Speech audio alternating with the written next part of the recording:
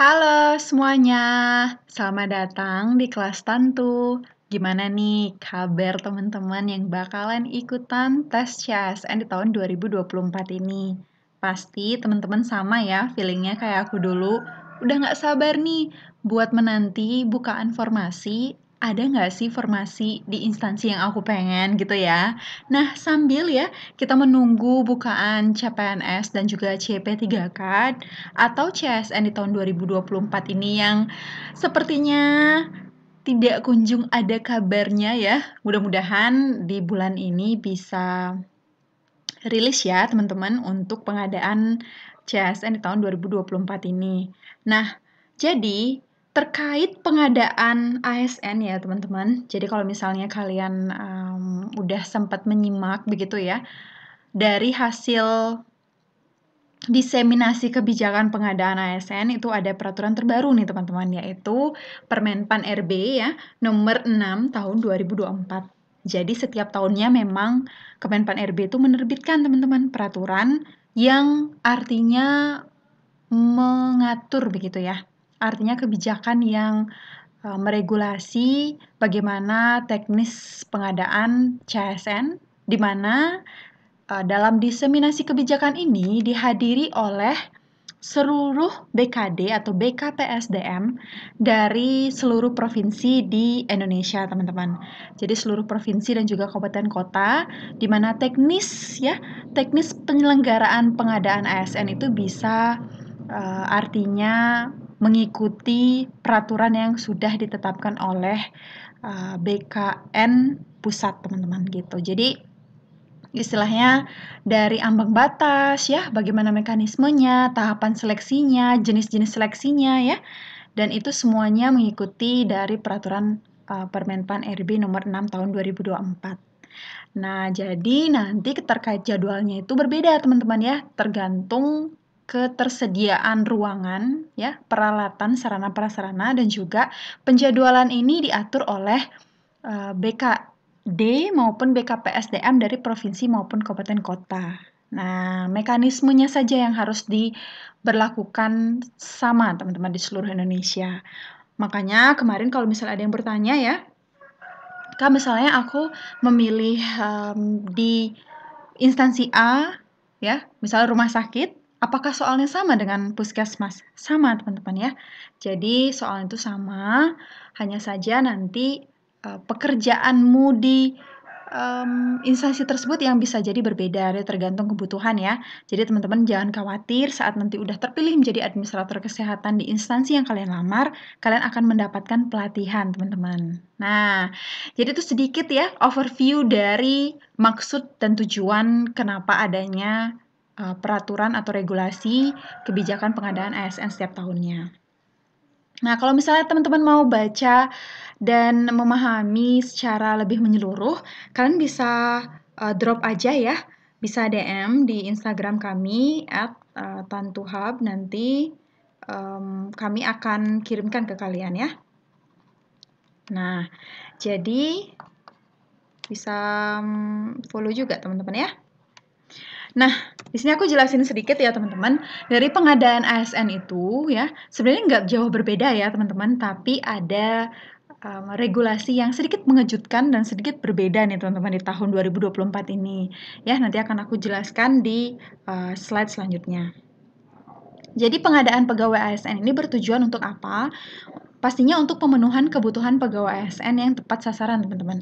Tepat jumlah dan juga tepat guna. Makanya pada setiap formasi ASN selalu ada berapa sih yang dibutuhkan, kemudian kualifikasi pendidikan ya, dan juga sasarannya itu untuk instansi yang mana. Jadi itu tuh udah sebenarnya udah terplot sedemikian rupa, teman-teman. Kecuali untuk kementerian ya.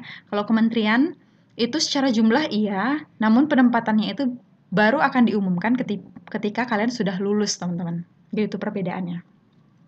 Kemudian, tujuan selanjutnya pastinya peningkatan kualitas pelayanan publik ya, untuk mendukung kelancaran pelaksanaan tugas dan pelayanan kepada masyarakat. Jadi, pengadaan pegawai ASN ini dilaksanakan berdasarkan prinsip apa? Pastinya kompetitif ya, karena biasanya formasi yang dibutuhkan 1 atau 2 gitu ya. Nah, tapi dilamar mungkin oleh ratusan bahkan ribuan ya, ribuan orang yang mendaftar pada formasi yang sama. Jadi inilah kesempatan buat kalian bersaing secara sehat ya, mempersiapkan diri nih ya, start lebih awal ya. Belajar dicicil sedikit demi sedikit sehingga nanti harapannya ketika tes itu tiba, kalian lebih siap, teman-teman. Kemudian pastinya adil ya, karena sekarang sistemnya itu CAT, teman-teman ya, berbasis computer assisted test ya. Jadi memang tesnya ini semuanya terintegrasi online bahkan live ya di YouTube. Jadi teman-teman jangan khawatir, kalaupun dalam tanda kutip nggak punya orang dalam, aku jamin kalian bisa bersaing bersama-sama teman-teman secara sehat karena semuanya sekarang sudah mengedepankan digitalisasi ya. Serta hasilnya objektif teman-teman dan transparan. Jadi harapannya dari sistem ini bisa bersih dari praktik KKN teman-teman. Dan juga jangan percaya pada siapapun yang menjanjikan kelulusan dengan biaya tertentu teman-teman. Karena memang dari pengalaman aku pribadi pun ya, di Pemda ya, pemerintah daerah provinsi, itu tidak ada praktik dipungut biaya sepeser pun nggak ada teman-teman. Termasuk pada saat kita pelatihan, untuk pelatihan dasar ya, atau latsar untuk CPNS itu semuanya gratis teman-teman, tidak dipungut biaya. Nah, adapun jenis pengadaan pegawai ASN ya di tahun 2024 ini terdiri dari PNS dan juga P3K teman-teman. Nah, jadi kalau misalnya kalian pede ya bersaing di PNS, silahkan. Kalau misalnya kalian merasa udah nyaman di suatu instansi tertentu ya, kalian bisa melamar P3K. Tapi ingat ya, kalau P3K ini sistemnya kontrak dengan jangka waktu tertentu, kalau PNS ya bisa dibilang pegawai tetap, teman-teman. Memang ya, bersifat dinamis, ke depan kita nggak tahu peraturan untuk P3K ini sungguh, dinamis ya. Jadi kita nggak tahu perubahan-perubahan yang terjadi ke depan, dan mudah-mudahan bisa memberikan kesejahteraan yang sama teman-teman ya. Harapan aku pribadi memang mudah-mudahan nanti PNS dan P3K ini dibuat ya setara begitu ya teman-teman, berdasarkan kebutuhan yang ada di instansi. Nah, jadi jenis pengadaan pegawai pun ada jabatan fungsional dan juga jabatan pelaksana. Nah, kalau misalnya administrator kesehatan atau adminkes itu termasuk jabatan fungsional ya teman-teman. Jadi bukan jabatan pelaksana. Nah, kemudian pengadaan pegawai ASN dilaksanakan berdasarkan kebijakan perencanaan kebutuhan, teman-teman. Jadi sebenarnya ya, alurnya itu pertama kali itu adalah instansi yang bersangkutan itu mengusulkan kepada BKD atau BKPSDM di provinsi atau kabupaten kota masing-masing. Nah, setelah instansi atau institusi tersebut mengajukan kebutuhan pegawainya ya teman-teman, jadi rencana kebutuhan pegawai ini biasanya disampaikan 1 tahun sebelum teman-teman. Nah, itu akan diverifikasi ya di provinsi dan juga kabupaten ya. Kemudian baru dari pihak pusat akan menyesuaikan kembali dengan formasi yang dibutuhkan ya, dengan kuota yang dibutuhkan teman-teman. Nah, jadi instansi pemerintah ini menyusun rencana kebutuhan pegawai ASN sesuai dengan kebijakan perencanaan kebutuhan pegawai ASN secara nasional, teman-teman. Jadi misalnya rencana kebutuhan yang diusulkan oleh provinsi itu adalah sejumlah 100 orang, tapi ternyata perencanaan kebutuhan dari ASN secara nasional ya, itu direkap ternyata harusnya ada 110 orang gitu ya. Berarti kan kurang ya lagi 10 orang. Jadi nanti akan dikembalikan lagi ke daerah tersebut untuk diatur kembali ya, agar memenuhi kuota yang sudah disediakan. Atau sebaliknya ya. Maaf ya teman-teman, ada iklan nih. Jadi mudah-mudahan tidak menghalangi ya tujuan dari kelas 1 kali ini menyampaikan beberapa hal mengenai peraturan pengadaan ASN supaya kita memahami ya maksud dan tujuan dari adanya peraturan ini. Jadi teman-teman kalau misalnya sebaliknya ya, jadi yang dibutuhkan itu di daerah itu adalah sejumlah 100 orang, ternyata kuota secara nasional menganggap bahwa oh ini nggak perlu 100 orang, harusnya 50 orang aja cukup. Nah, itu mau nggak mau ya daerah harus menerima karena kuotanya hanya 50. Walaupun di perencanaan kebutuhannya ada 100, nanti bisa jadi akan disidang ya, kenapa sih kalian menetapkan 100 gitu. apa sih urgensinya, apa sih yang mendasari kenapa membutuhkan pegawai 100 gitu. Padahal secara kuota nasional ditentukan hanya 50 misalnya seperti itu. Jadi itu semua udah ada prosesnya ya.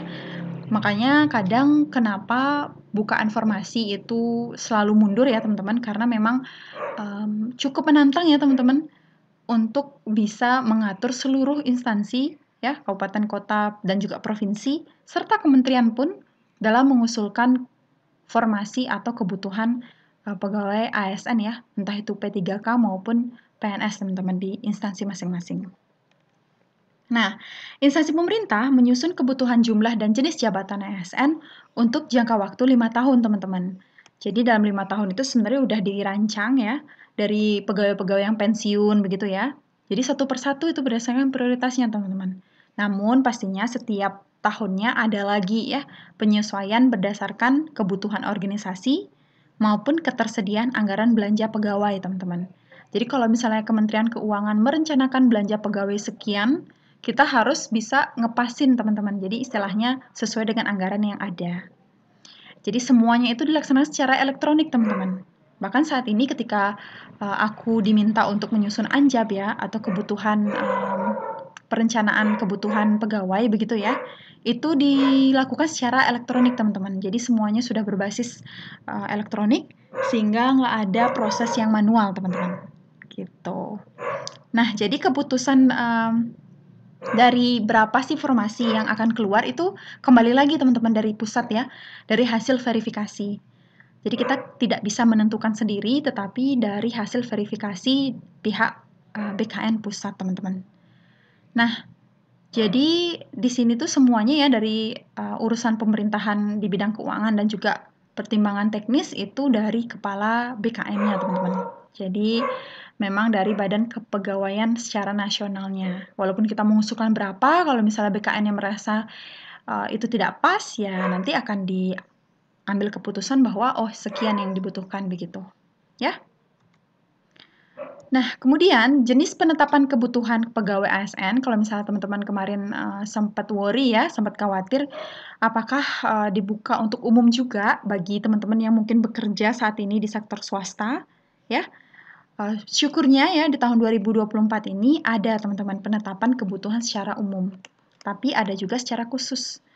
Namun kita nggak tahu ya apakah masih sama seperti tahun sebelumnya bahwa kebutuhan khusus yang lebih banyak daripada kebutuhan umum. Jadi dalam penentuannya ini ya teman-teman, pengadaan ASN ini ada panitia ya seleksi nasional yang bersifat independen ya teman-teman. Jadi penyusun soalnya pun ya, soalnya udah diserahkan teman-teman ke panitia pelaksana ya seleksi nasional ini, dan itu sifatnya independen teman-teman, bukan berasal dari internal pemerintah. Jadi ini berasal dari pihak independen teman-teman ya. Jadi makanya Menteri ini membentuk panitia seleksi nasional, itu harapannya tidak hanya, maksudnya pihak pemerintah tetap terlibat teman-teman, tetapi banyak pihak-pihak dari luar pemerintahan yang dilibatkan untuk proses penyeleksian ini teman-teman. Karena harapannya kan tadi tujuannya agar transparan ya.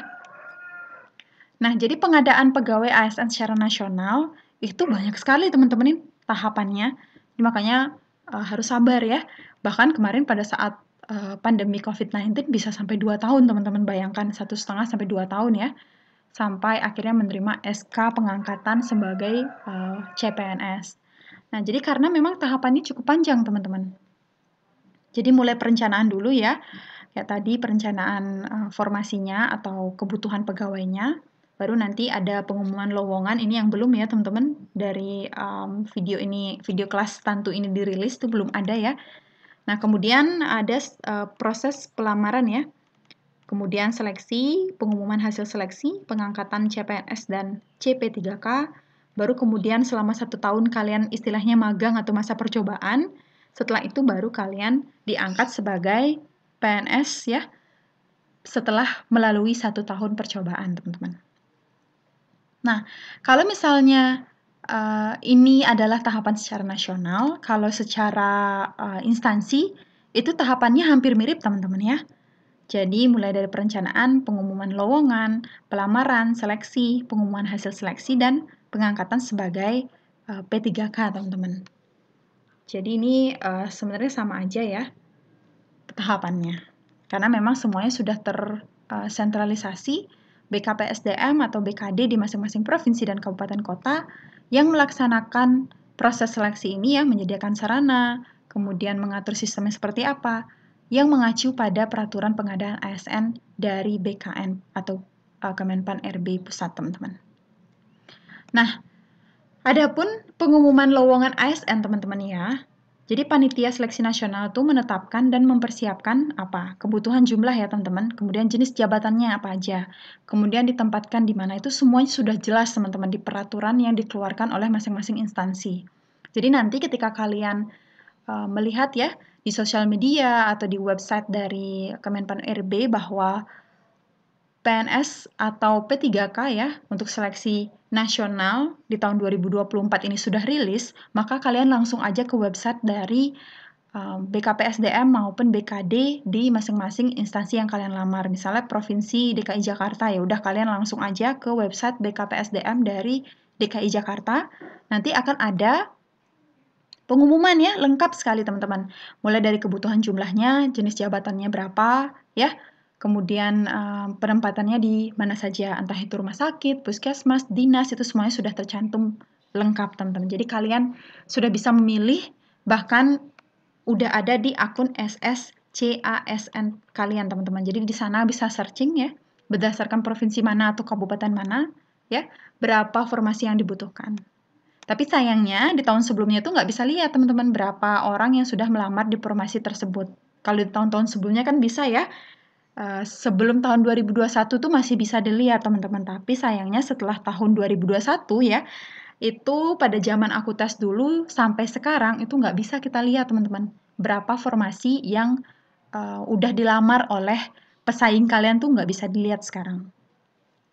Nah, kemudian panitia itu juga bertugas atau berkewajiban untuk mengatur ya mekanisme seleksi ASN itu seperti apa. Nah, kemudian mempersiapkan ya sistemnya itu bekerja sama dengan tim audit teknologi dan tim pengamanan teknologi, teman-teman. Jadi memang dirancang supaya tidak terjadi kecurangan. Kemudian nanti akan ada sistem pengolahan nilai ya, kemudian penunjuk teknis, pengolahan hasil kelulusan ya, dan juga pemberkasan nantinya untuk kalian mendapatkan nomor induk pegawainya, teman-teman. Ya, dan juga pastinya panitia menyediakan bantuan media sosial secara resmi. Siapa tahu kalian perlu menyanggah ya dokumen tertentu yang ditolak atau tiba-tiba kalian tidak diluluskan karena alasan tertentu, itu mudah untuk bertanya, teman-teman ya, secara online begitu.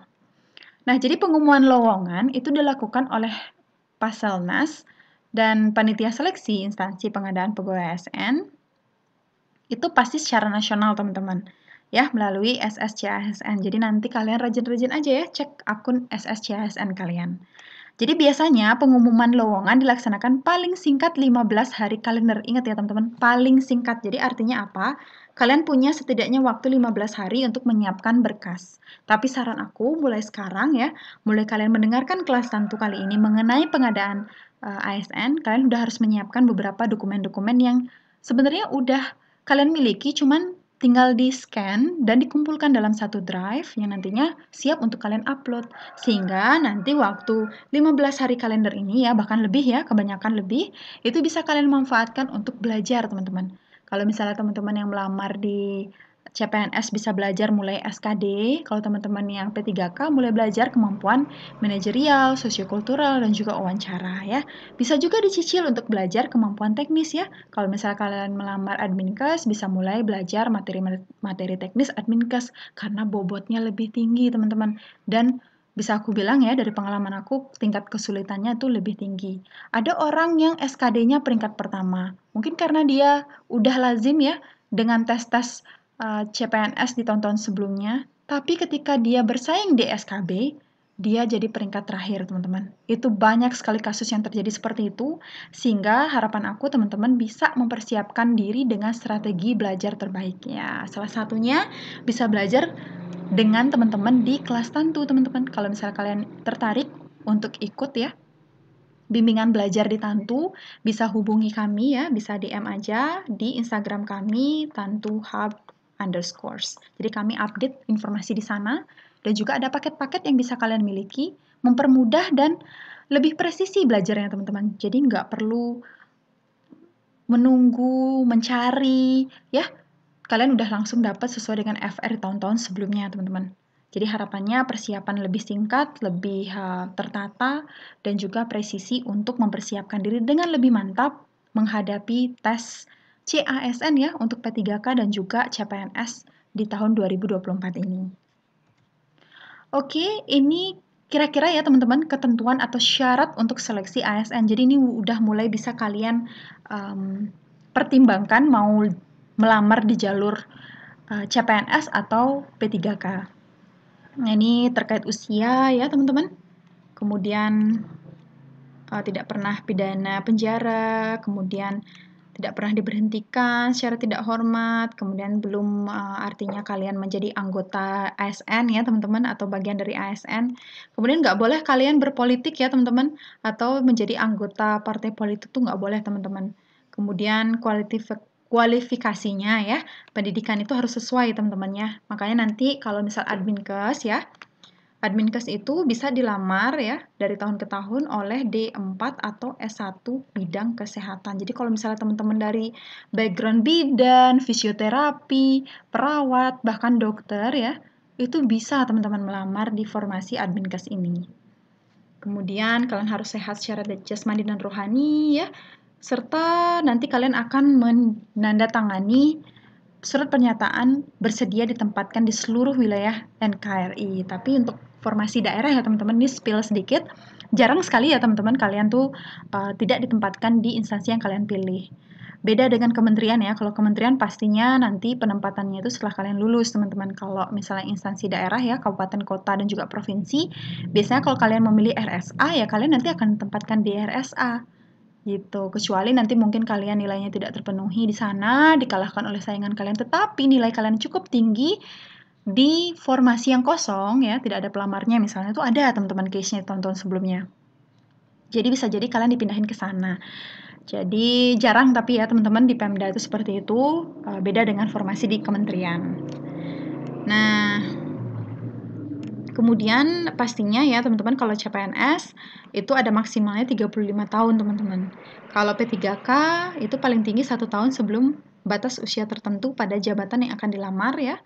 Itu batas usia pensiunnya teman-teman.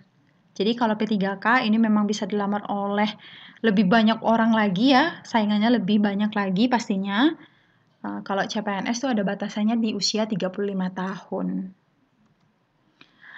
Nah, kemudian ya teman-teman, jadi di sini juga ada ketentuan pelamar bahwa tidak pernah melakukan atau terlibat tindakan pelanggaran seleksi. Jadi kalau misalnya kalian sebelum-sebelumnya itu sudah pernah seleksi tapi gagal, itu kan artinya sebenarnya kalian memenuhi secara administrasi ya. Jadi kalian bisa coba lagi. Kemudian tidak boleh berstatus sebagai peserta lulus seleksi CASN yang lain, teman-teman. Jadi kalau misalnya kalian udah CPNS terus ikut lagi itu nggak bisa ya. Nah, kemudian memiliki pengalaman terkait dengan bidang tugas jabatan, setidaknya 2 tahun ya teman-teman untuk pelamar P3K. Ini khusus ya untuk P3K itu harus melampirkan surat keterangan pengalaman kerja ya di bidang atau tugas jabatan yang dilamar. Kalau misalnya kalian melamar Adminkes ya teman-teman, usahakan di deskripsi pekerjaan kalian itu adalah sedikit-sedikit ya terkait dengan administrasi pelayanan teman-teman. Jadi mengerjakan tugas-tugas mengenai keadministrasian atau pelayanan keadministrasian. Sehingga itu akan nyerempet-nyerempet sedikit lah kaitannya dengan Adminkes teman-teman. Nah, kemudian dalam hal P3K melamar pada lowongan jenis pengadaan PNS atau pengadaan P3K yang bersangkutan wajib memenuhi masa perjanjian kerja minimal 1 tahun dan telah mendapatkan persetujuan dari pejabat kepegawaian kalian teman-teman. Jadi atau pimpinan yang bersangkutan. Jadi istilahnya kalau misalnya kalian P3K nih, nah ini peraturan yang terbaru nih teman-teman. Jadi kalau misalnya kalian P3K, kalian mau melamar ke CPNS gitu bisa teman-teman. Asalkan kalian pengalaman setidaknya 1 tahun menjadi P3K Jadi kalian nggak perlu mengundurkan diri teman-teman. Kalau tahun-tahun sebelumnya kan harus mengundurkan diri nih. Kalau sekarang kalian nggak perlu mengundurkan diri ya. Hanya saja harus ada surat persetujuan dari pejabat yang membidangi kepegawaian di instansi kalian atau pejabat yang bersangkutan lah, yang artinya berhak untuk memberikan kalian izin untuk melamar sebagai CPNS teman-teman. Nah ini lumayan ribet, tetapi ini kesempatan yang bagus buat teman-teman yang mungkin lebih ingin menjadi bagian dari PNS teman-teman. Jadi teman-teman P3K sekarang mempunyai kesempatan yang lebar ya. Tapi artinya sekarang teman-teman yang melamar di jalur CPNS harus bersiap-siap ya. Mengencangkan lagi sabuknya ya, karena saingan kalian akan semakin banyak, semakin sulit teman-teman ya. Apalagi mungkin yang P3K memiliki pengalaman teknis di lapangan yang lebih banyak ya. Tapi jangan khawatir karena kalau misalnya kalian mempersiapkan diri dengan lebih baik, maaf ya, ada iklan sedikit. Aku yakin pasti bisa melalui tesnya dengan baik juga teman-teman ya. Jadi jangan khawatir, kalian memiliki kesempatan yang terbuka lebar ya. Jadi jangan sia-siakan karena di tahun 2024 ini formasinya tuh paling banyak teman-teman dibandingkan dengan tahun-tahun sebelumnya. Kemudian pelamar hanya dapat melamar pada satu jenis pengadaan, teman-teman. Kalau misalnya PNS, ya PNS aja. Kalau misalnya P3K, ya P3K aja. Jadi nggak bisa melamar lebih dari itu. Bahkan sekarang ya satu instansi, satu jenis jabatan dalam satu periode tahun anggaran. Jadi nggak boleh double, teman-teman. Kalau dulu banget kan bisa ya, teman-teman. Misalnya saya melamar di kementerian apa gitu, yang seleksinya duluan. Kemudian nanti kalau nggak lolos, ya udah saya lamar ke kementerian yang lain. Itu bisa kalau dulu ya, teman-teman. Kalau sekarang nggak bisa. Ya udah, karena tesnya dilaksanakan serempak, jadi ya cuma bisa satu formasi di dalam satu instansi, teman-teman. Jadi nggak mungkin bisa 2 kali ya, karena di sistem SSCASN itu sudah menggunakan nomor induk kependudukan yang kalian gunakan melamar untuk seleksi ini, gitu. Ya.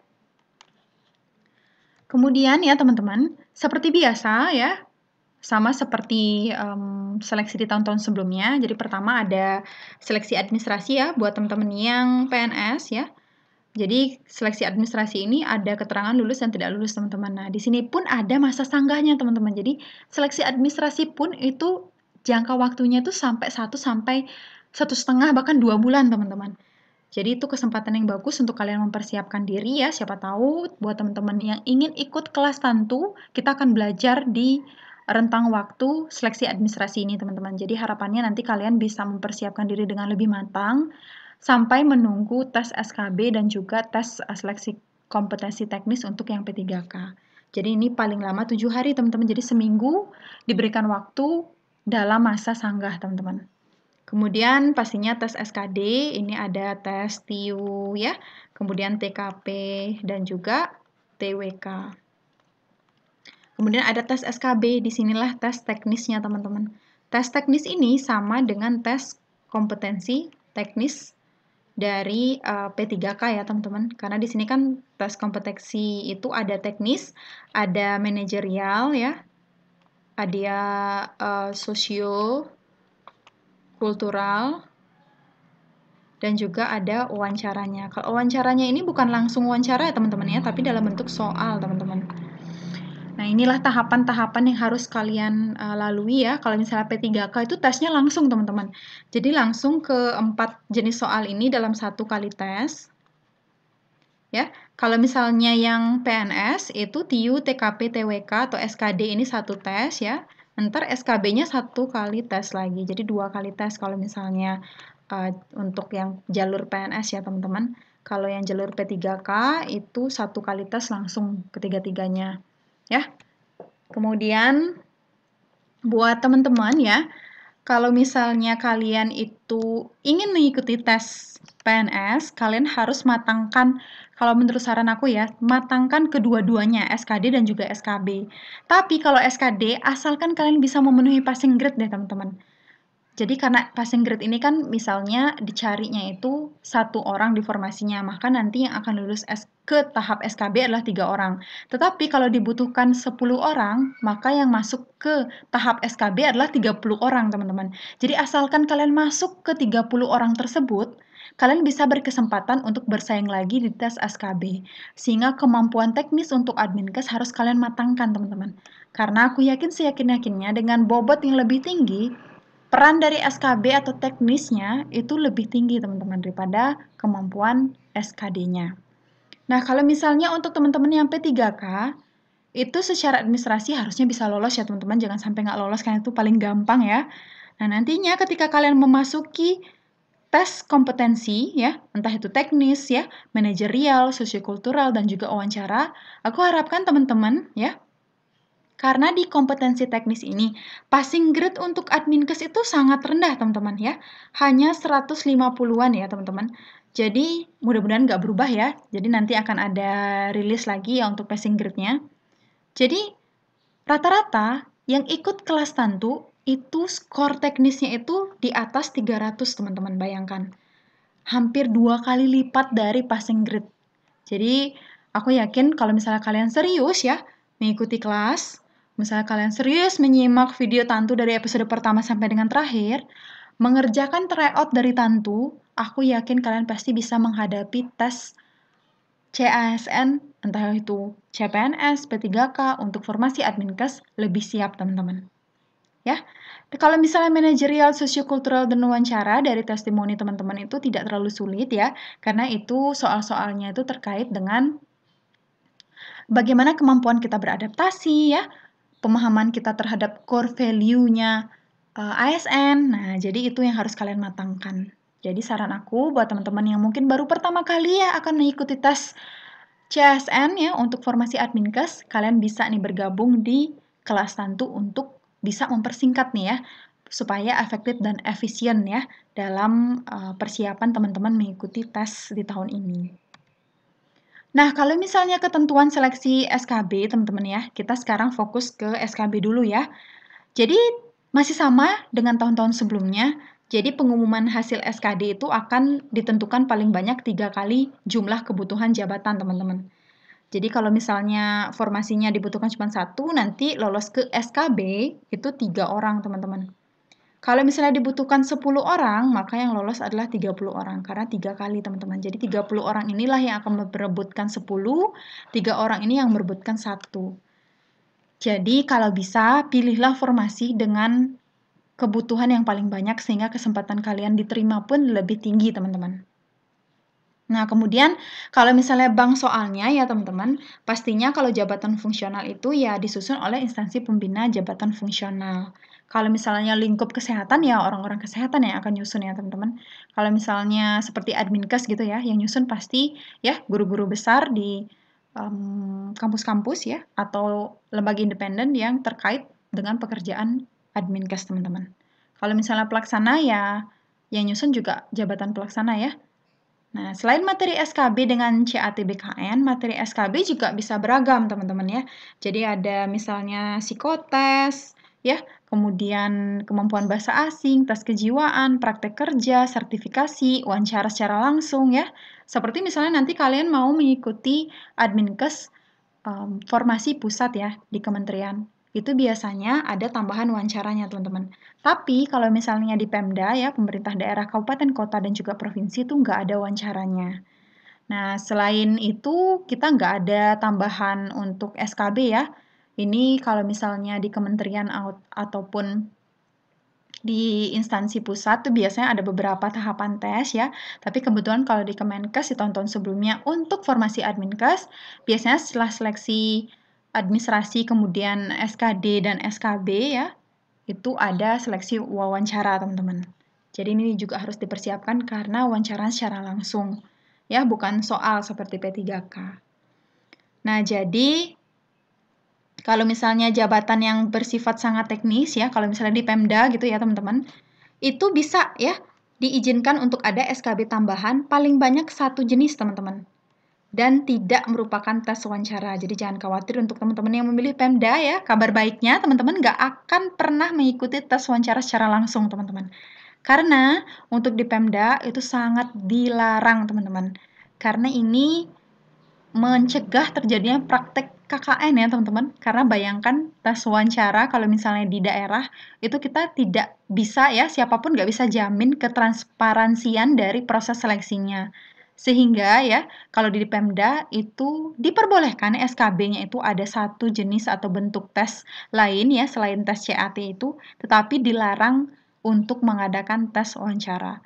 Mungkin yang lain ya, seperti praktik kerja atau kemampuan bahasa asing, tes kejiwaan, kesegaran jasmani seperti tes fisik itu mungkin bisa ya, tetapi dilarang untuk melakukan tes wawancara secara langsung, teman-teman. Gitu. Jadi jangan khawatir ya. Kemudian kalau misalnya instansi pusat, itu diberikan izin untuk ada SKB tambahan sebanyak 3. Nah, kalau di Pemda itu cuma 1, kalau di instansi pusat itu boleh 3. Makanya kalau misalnya kalian pernah dengar ya, di kementerian tertentu ada tes fisik, kemudian ada tes psikotes, ada juga tes kemampuan keterampilan teknis. Nah, jadi itu beda-beda. Kalau misalnya kalian worry, Adminkes ada nggak sih, Kak? Nggak ada ya, teman-teman. Jadi, palingan kalau instansi pusat itu ada tambahan cuman wawancara saja. Kalau di Pemda, nggak ada sama sekali. Kalau misalnya kalian udah lulus SKB, udah terlihat di YouTube kalian peringkat pertama, misalnya kayak gitu ya, atau peringkat yang sesuai dengan kebutuhan formasi, itu kalian udah pasti dinyatakan lolos, teman-teman. Jadi jangan lupa nanti screenshot ya hasil YouTube-nya. Jaga-jaga ada sesuatu hal yang tidak diinginkan, kalian bisa mengajukan banding ya. Nah, kemudian teman-teman ya, ini adalah ketentuan dari bobotnya, teman-teman. Jadi, dalam hal instansi pusat ya, teman-teman, SKB tambahan itu diberikan bobot kumulatif paling tinggi hanya 50%, teman-teman, dari nilai SKB secara keseluruhan.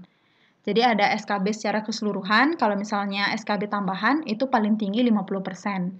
Kalau misalnya ada bentuk tes wawancara ya, selain CAT itu paling tinggi cuma 10%, teman-teman. Nah, jadi memang sangat tergantung dari tes CAT-nya, teman-teman. Nah, jadi di sini udah terlihat ya, kalau misalnya instansi daerah gimana? Kalau instansi daerah ya, teman-teman, SKB dengan CAT BKN merupakan nilai yang utama, teman-teman. Dengan bobot ya, 60% itu udah paling rendah, teman-teman. Jadi, untuk yang SKB tambahan hanya dikasih 40%, teman-teman, secara keseluruhan. Jadi, memang CAT BKN yang paling tinggi. Nah, kalau misalnya untuk P3K ya, teman-teman. Kalau P3K itu kan ada kompetensi teknis, kemudian manajerial, sosiokultural, dan juga ada wawancaranya, teman-teman. Nah, jadi di sini kalau misalnya nanti kalian menunggu ya untuk tes P3K-nya ini, materi seleksi kompetensi teknis ini pun disusun oleh instansi pembina JF ya, jabatan fungsional. Sehingga untuk kompetensi teknis P3K ini sama dengan SKB dari CPNS, teman-teman. Hanya saja dari pengalaman tahun-tahun sebelumnya, memang soal-soal P3K itu kebanyakan penalaran, teman-teman ya. Kebanyakan studi kasus. Kalau SKB itu masih adalah beberapa yang hafalan ya, teman-teman. Karena memang ya maklum ya, karena SKB ini kebanyakan dilamar oleh fresh graduate, teman-teman. Nah, kemudian kalau materi seleksi kompetensi manajerial dan sosiokultural itu disusun oleh tim penyusun naskah, teman-teman. Untuk panitia seleksi nasional ini udah diserahkan ya bang soalnya. Nah, di sini di peraturan pengadaan ASN itu nggak ada soal kompetensi untuk wawancara, teman-teman. Apakah soal wawancara itu nggak ada seperti dulu? Nah, nanti kita akan tunggu ya untuk pengumuman resmi dari Kemenpan RB-nya. Karena di pengaturan pengadaan ini tuh nggak ada, teman-teman. Hanya ada kompetensi teknis, manajerial, dan juga sosial atau sosial kultural, teman-teman. Nah, kemudian untuk pengelolaan hasil tes CASN ini seperti apa? Ya, pastinya ya teman-teman masih sama dengan tahun-tahun sebelumnya. Oh, ternyata masih ada teman-teman ya. Di sini sudah terlihat ada wawancaranya ya. Jadi kompetensi dan juga wawancara untuk pengadaan P3K. Jadi masih ada ya untuk wawancaranya. Kemudian kalau SKD untuk yang CPNS itu 40%, teman-teman. Jadi bisa dibilang SKB yang penentunya, teman-teman ya, karena bobotnya 60%. Nanti untuk penilaiannya pastinya SKD dengan yang nilai tertinggi akan memasuki ya tahap SKB, teman-teman. Jadi kalau misalnya ada SKD-nya ini sering sekali terjadi ya teman-teman, kalau nilainya sama, maka penentuan kelulusan akhir didasarkan secara berurutan mulai dari nilai TKP-nya, teman-teman. Jadi usahakan TKP-nya ini yang tertinggi, teman-teman. Kemudian baru berlanjut ke TIU ya, baru lanjut ke TWK. Jadi nggak apa-apa kalau TWK-nya sedikit, yang penting kalian TKP-nya tinggi, kemudian rankingnya juga tinggi, kalian lolos, teman-teman. Jika masih sama ya, Maka yang dijadikan penentuan kelulusan itu adalah nilai indeks prestasi kumulatif atau nilai IPK kalian, teman-teman. Untuk yang diploma, sarjana, dan magister. Sedangkan untuk sekolah menengah atas itu nilai rata-rata rapotnya, teman-teman. Ya, rapot dari ijazah yang tertulis ya. Karena kan kalian melampirkan ijazah tuh saat lamar. Jadi kalau nilai ijazahnya tertinggi dengan nilai yang sama, maka yang menang itu adalah yang nilainya paling tinggi di ijazahnya gitu. Nah, kalau misal udah berlapis seperti itu masih sama ya, teman-teman. Wah, walaupun langka bisa jadi terjadi, teman-teman ya. Maka dengan usia pelamar yang tertinggi lah yang dapat ya, yang lebih senior secara umur ya, teman-teman. Nah, kalau misalnya untuk yang P3K, ini yang aku bilang, teman-teman, betapa pentingnya kita menaruh perhatian kepada kompetensi teknis, teman-teman. Ini buat yang adminkes berarti pengetahuan ilmu-ilmu kalian tentang kompetensi teknis adminkes yang harus diperdalam. Karena apa? Kalau misalnya dalam integrasi nilai kalian itu sama, ya secara total, maka nilai kompetensi teknis yang tertinggilah yang menjadi penentu. Kalau misalnya masih sama ya, maka kumulatif dari manajerial dan sosiokultural. Kalau masih sama, baru wawancaranya, teman-teman. Nah, kalau masih sama, ya mau nggak mau harus berdasarkan usia yang tertinggi, teman-teman. Jadi jangan lupa ya, kompetensi teknisnya dimatangkan lagi. Nah, kemudian teman-teman ya, pejabat pembina kepegawaian itu harus mengumumkan pembatalan kelulusan pelamar yang sudah dinyatakan lulus oleh pejabat pembina kepegawaian atau PPK dalam hal misalnya pelamar itu mengundurkan diri, teman-teman. Kemudian dianggap mengundurkan diri karena tidak menyampaikan kelengkapan dokumen ya. Karena kan memang kita harus melengkapi beberapa dokumen ya ketika pendaftaran ulang saat dinyatakan lulus ya. Misalnya seperti surat keterangan sehat, surat keterangan bebas narkoba, kemudian SKCK, dan lain sebagainya. Jadi itu semuanya harus disampaikan pada saat pemberkasan. Kalau teman-teman nggak datang atau teman-teman tidak memberikan pemberitahuan ya, ada halangan tertentu, maka udah otomatis dianggap mengundurkan diri, teman-teman. Kemudian terbukti kualifikasi pendidikannya itu tidak sesuai. Kemudian tidak memenuhi persyaratan seleksi atau ada kebohongan atau ketidaklengkapan administrasi. Dan juga meninggal dunia, teman-teman. Nah, itu dinyatakan kalian adanya pembatalan kelulusan yang ditetapkan oleh PPK ya, atau pejabat pembina kepegawaian. Nah, sekian dulu teman-teman ya, rangkuman yang udah aku sediakan ya di episode kelas 1 kali ini. Mudah-mudahan bermanfaat, memberikan gambaran buat teman-teman supaya makin kebayang nih kira-kira seleksi ASN di tahun ini seperti apa. Nah, ini beberapa testimoni dari teman Tantu ya, para pejuang NIP sama seperti aku dulu ya di tahun 2023 ini. Ada beberapa ya, ada ratusan bahkan ribuan orang yang udah kita dampingi. Dan banyak sekali teman-teman kalian yang goal dengan nilai yang cukup fantastis ya teman-teman, bahkan ada yang sampai 500-an dan 400-an ya, dan lolos dalam satu kali tes pun ada banyak teman-teman. Nah, ini ada beberapa teman kalian pun ya udah seleksi 4 kali ya, dan berhasil di percobaan yang ke-5 kali. Jadi jangan pernah menyerah ya, kita nggak pernah tahu rezeki kita kapan, dan persiapan dengan maksimal diiringi dengan doa, yakin teman-teman pasti bisa menemui hasil yang maksimal. Kalau misalnya kalian tertarik ya teman-teman untuk ikut berjuang ya sama-sama dengan para pejuang NIP Adminkes, jangan ragu untuk bergabung di bimbingan belajar Tantu ya. Kalian bisa update di Instagram kami ya. Bahkan kami juga ada paket tryout kalau misalnya kalian mau belajar secara mandiri, itu kami sediakan buat kalian untuk mematangkan persiapan mengikuti CASN ya, seleksi ASN di tahun 2024 ini. Mudah-mudahan kelas Tantu kali ini bermanfaat dan memberikan gambaran buat kalian. Buat teman-teman Tantu yang baru bergabung, jangan lupa untuk saksikan ya episode kelas Tantu dari episode pertama sampai dengan terakhir.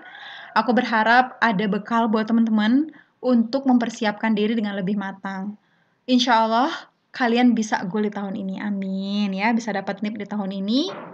Dan terus update peraturannya, terus update pengetahuannya, insya Allah bisa menghasilkan ya nilai yang maksimal. Mungkin segitu dulu ya teman-teman. Jangan lupa like, share buat video ini ke teman-teman kalian yang membutuhkan, dan jangan lupa subscribe ya untuk channel Tantu supaya ke depan aku bisa share lagi beberapa hal ya terkait administrator kesehatan maupun mengenai seleksi CASN di tahun-tahun selanjutnya.